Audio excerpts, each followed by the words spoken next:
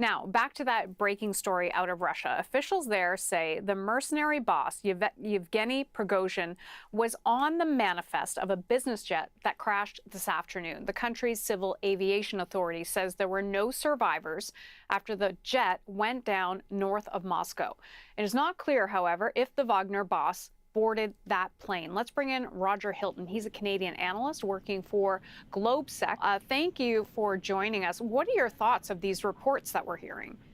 My immediate reaction to it right now is I think this was something to be expected. Anybody who knows Putin history knows that the one thing that he can't excuse is betrayal, which is a very well-known quote. But I think what's very telling about this is the short time in which it happened from the mutiny happening over in the summer in June. The public nature of it sends a lot of different messages, but whether it was the CIA director, Will Burns, saying he should watch the food he was eating, this really shouldn't come as a surprise to people that that Prigozhin has been eliminated right now.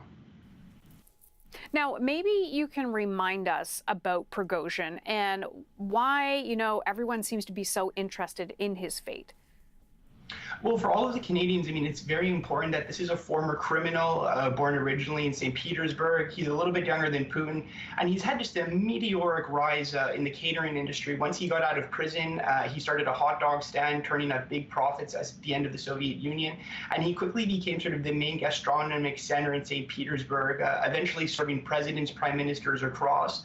And at the same time, with Putin recognizing his value, giving out a lot of contracts, both on the government and for the MOD, for instance, feeding the Russian military, Prigozhin is a very ambitious man, and he took that money and he used this opportunity to both create the Internet Research Agency, which was charged in 2016 for interference in the US election, as well as it's unclear if he's the founding father of the Wagner mercenary group, but obviously the public face of it now, running a lot of operations in Syria in the past, helping Assad survive, and then in Africa with a lot of dictators as well. So that's about him. Let's dig into who the Wagner group is. Tell us a bit about them. Well, I think taking the playbook out of the United States, who had the Blackwater Mercenary Group or private military contractors, PMCs back in the day, I think Russia was looking for an opportunity to have a mechanism to have military involvement without the political problems that come with it. So starting in 2014, with their sort of covert invasion of the Donbass after annexing Crimea, I think President Putin realized this was a useful instrument for the Russian military to use, and it's gradually gained steam with more victories and more confidence.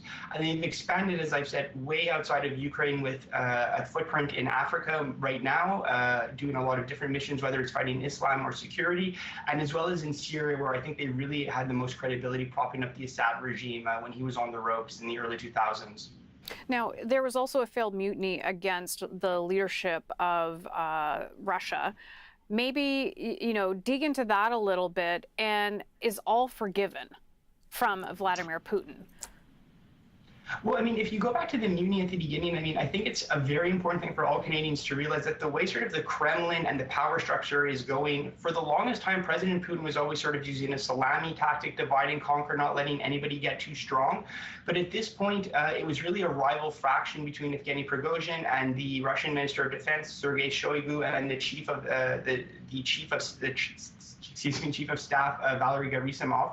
So it was really more of a criminal clan war about who was getting more, with a lot of just irate statements coming from Prigozhin about complaining about how the Russian MOD was not supporting Wagner in major battles, and how even though the Russians took Bakhmut in Ukraine, it cost them way more than they did. So I think at its most fundamental level, this was really, as I said, sort of a mafia-style clan war. And the takeaway is it's not about if Putin is forgiven or not. I mean, the lesson here is that that faction has won this side of the war. And more importantly, with the BRICS Summit starting today in South Africa, this is a message both to rivals inside Russia saying, I always keep my word, and if you cross me, this will happen to you, whether it's being shot down out of a helicopter or being poisoned with plutonium. And it's also a message to allies like China saying, we had a bit of a shaky path since the summer, but I'm here to stick around, and I've eliminated an internal distraction.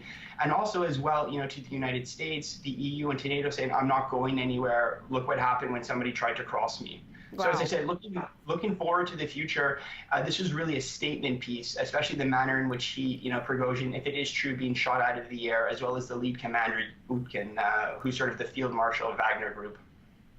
Okay, thank you for digging into this. Roger Hilton is in Montreal. Thank you for your time today. Thank you very much.